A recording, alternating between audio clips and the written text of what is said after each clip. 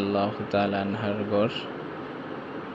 ওনার গড়ে যা যা ছিল ইতিহাসের পাতা থেকে এভাবেই সাজানো হয়েছে মসজিদে তাকওয়ায়।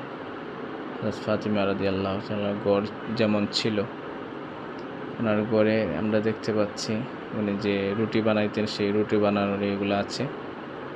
পাশাপাশি সাথে এখানে আছে নবীর অন্যান্য বিবিদের গড় যেমন ছিল, উম্মুল মুমিনিনদের গড়। এই গড়ের দৃশ্যটা এভাবেই বানানো হয়েছে যেভাবে ছিল। আমরা এখন দেখতে পাচ্ছি এটা হচ্ছে পানির কূপ। এইখান থেকেই পানি তোলা হয়। এখনও মক্কা মদিনায় গেলে বিভিন্ন জায়গায় দেখা যায় এই কূপগুলো আছে। মসজিদ তাকওয়া ধানমন্ডি যারা আসতে চান আজকে কালকে চলে আসবেন। মহিলাদের জন্য জোহর থেকে আসর পর্যন্ত সুযোগ করে দেওয়া আছে, ওই সময়টুকু তারা দেখতে পারবে।